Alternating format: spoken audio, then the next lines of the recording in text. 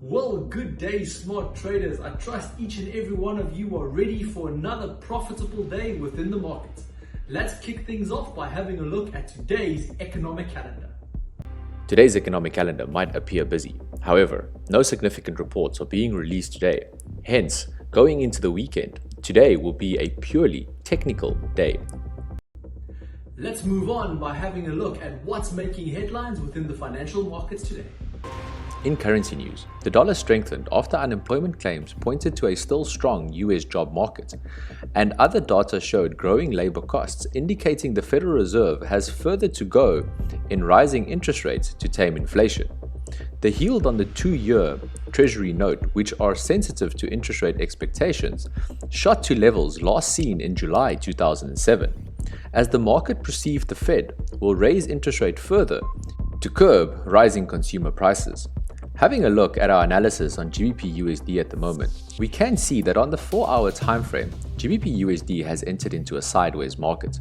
And as we have just bounced off our primary support level at 1.193, we can now see this pair could potentially rally all the way back to our next primary resistance level at 1.212. Should the support level, however, be broken, the sideways market will then have come to an end and the bearish market will continue. However, as a trader, we will react to the market that is presented to us, and at this point in stage, a sideways market is the way to go. Now let's move over and see what's making headlines on Wall Street. US stocks rallied yesterday as Treasury yields pulled back from earlier highs following comments from Atlanta Federal Reserve President Francois Bostic about his favorite path of interest rate hikes for the central bank. Having a look at our analysis on the S&P 500, we can see that as per our EMAs, we are still in a predominantly bearish trend. We have also rejected that primary resistance level at 4,000.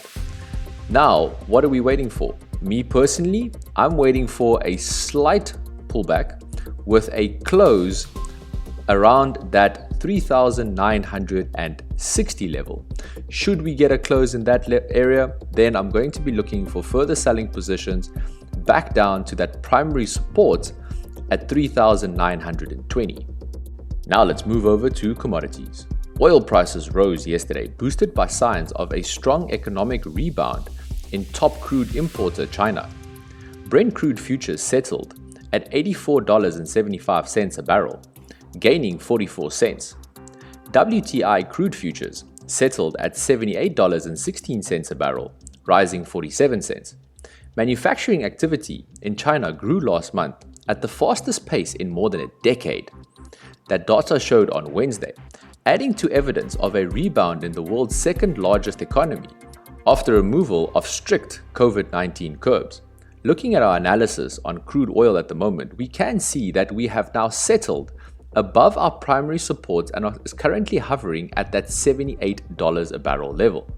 Should we see a nice close above that $78.20 a barrel level, we could see a rally in oil today all the way back up to our next lower resistance at $80 a barrel, and should we break that level, we could see this go even higher to $82 a barrel. Gold prices advanced this morning and were set for the first weekly gain in 5 weeks, as recent comments from Federal Reserve officials helped provide more clarity on the path of the monetary policy this year.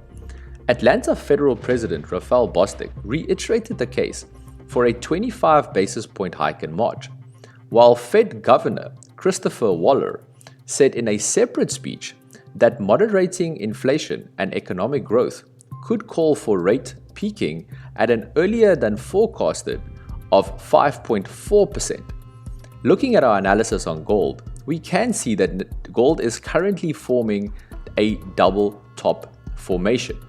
Hence, there is the possibility of a sell from off a technical level. So, before I will enter into any additional buying positions, I would wait for a close around that 1841.6 level.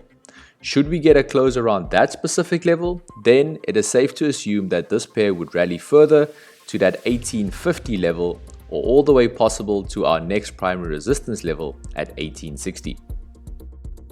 So that is it from us here at Smart Online Trader.